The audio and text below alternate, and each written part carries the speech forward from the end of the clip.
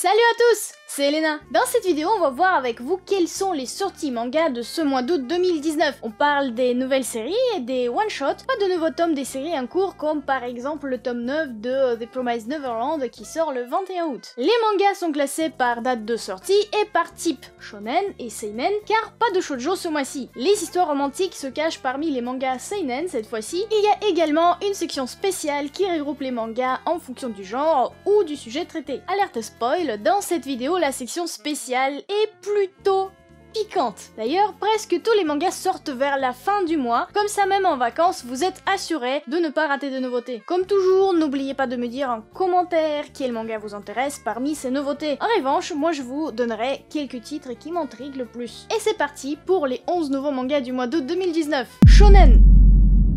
Vous vous en doutez, mais avec si peu de nouveaux titres et l'absence totale du shoujo dans la liste, il aura pas beaucoup de shonen non plus. Mais je pense que les 3 séries de ce mois-ci peuvent satisfaire pas mal de lecteurs. Bounder. Bounder est un nouveau manga de Kurokawa qui sort le 22 août. Sa version originale est déjà terminée et on aura un maximum de tomes au total. En fonction des sources, on parle de l'histoire à 1 voire 2 tomes. Tout se passe en Chine à l'époque du premier empereur qui a unifié tout le pays. La Chine souffre dans sa main de fer, mais nous on suit un garçon dont les parents étaient assassinés sous l'ordre de l'empereur. En grandissant, il décide de détruire l'empereur et l'empire avec lui. On suit donc ses aventures à la conquête du trône. The Irregular at Magic High School Enrôlement. Le 30 août, Ototo nous propose de découvrir le manga avec ce titre bien mélangé en anglais et en français, The Irregular at Magic High School Enrôlement. C'est un shonen qui est déjà adapté en animé et qui présente une histoire de 2 lycéens dans un futur où la magie est devenue une des formes de la technologie et où on peut l'étudier. Donc Tatsuya Shiba et sa sœur Miyuki vont dans une de ces écoles, mais Shiba est considéré comme un des moins doués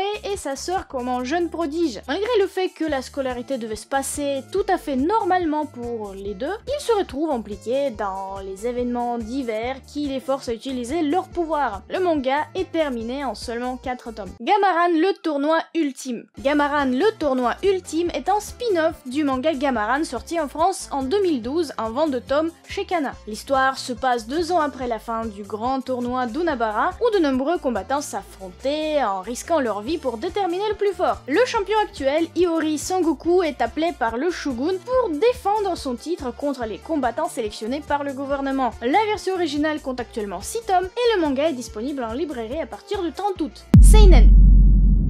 Les seinen de ce mois-ci sont tout aussi différents les uns des autres. Les thrillers, les romances et les aventures, les histoires vraiment pour tous les goûts. Après les 6 mangas de cette section, on se retrouve pour la section spéciale avec ces 2 mangas très atypiques. Prison School, les dessous de Meiko. Prison School, les dessous de Meiko qui sort le 14 août chez Soleil, c'est un spin-off de la série Prison School publié chez le même éditeur. Dans ce one-shot, on se concentre sur le personnage de Meiko, la vice-présidente du conseil clandestin des élèves. C'est un personnage culte de la série qui traumatise les élèves de la jante masculine. Elle est peu vêtue, transpire beaucoup et en plus son anatomie est plus que atypique et je suppose fait objet de nombreux fantasmes. De quoi faire plaisir aux fans de Prison School. Strange Fruit. Strange Fruit, c'est un seinen thriller de chez Doki Doki. C'est une histoire d'une fille qui revient dans sa ville natale après 10 ans d'absence et qui voit que tout a changé. Pourtant, elle voit toujours des cauchemars liés à une disparition bizarre d'une fille avant son départ. Bizarrement, ses copines ont l'air de tout oublier et esquivent tout le temps le sujet. Apparemment,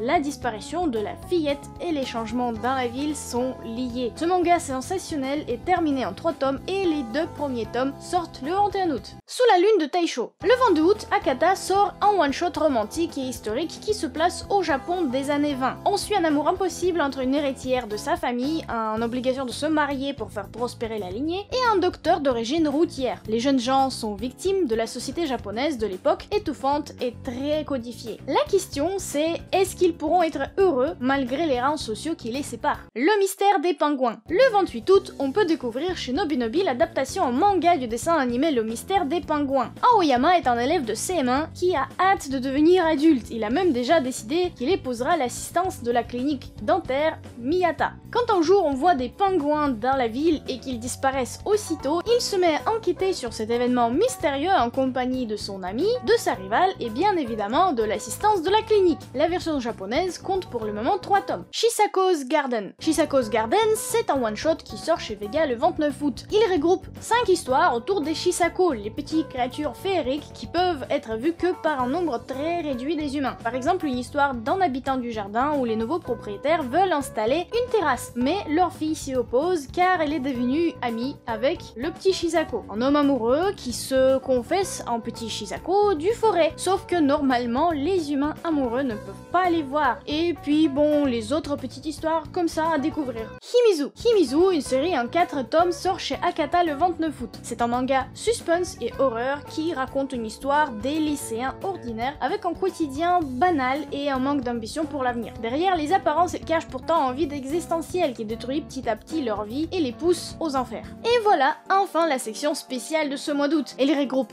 2 mangas avec un sujet commun qui peut surprendre pas mal de personnes. Sexy. Et oui, et en vrai ça a l'air très marrant. Frix Café. Le 22 août, Akata nous propose de nous lancer dans leur nouvelle série What the Fuck, Frix Café. C'est un seinen et conseillé aux moins de 16 ans, comme ça vous êtes prévenus. Hiro Seinichi tient un café où il est prêt d'écouter toutes les confessions de ses clients, en particulier les confessions qui touchent aux paraphilies ordinaires, c'est-à-dire aux différentes déviances sexuelles. La version originale compte actuellement 6 tomes et le manga n'est pas terminé. Si vous êtes intéressé, sachez que apparemment le dessin est assez cru car les clients parlent vraiment de leur penchant sexuel. Gigant.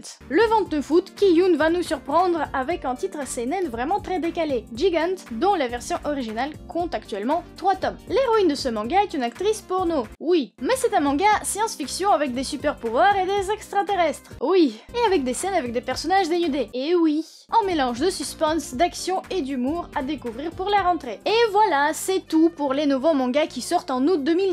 J'espère qu'il y a dans cette liste les titres qui vous intéressent. De mon côté, je suis curieuse de voir ce que vont donner les 2 séries Sexy, Frix Café et Gigant, ainsi que le one-shot Sous la lune de Taisho qui a l'air d'être très romantique, et peut-être voir aussi Strange Fruit. En vrai, en ce mois d'août, j'attends surtout la suite de Kingdom, mais chut, c'est un secret. En plus, je suis tombée sur une superbe série qui s'appelle Au pavillon des hommes de chez Kana, et je suis donc en train de la lire et aussi chercher les tomes un peu partout, parce que bizarrement, c'est pas très facile à les trouver. Si cet été vous avez trouvé des mangas que vous avez adorés, donnez les titres en commentaire. Tout le monde sera content de partager vos lectures avec vous, et quant à moi, je vais aussi me faire le plein de bons mangas pour la rentrée pour qu'on se remette avec vous aux revues. Partagez et commentez la vidéo si elle vous a plu, un petit pouce bleu, ça fait toujours plaisir. Pensez à vous abonner à la chaîne si vous voulez suivre ce que je fais et activer la cloche pour être mis au courant de tout ce qui se passe ici. Je vous fais plein de bisous, à la prochaine!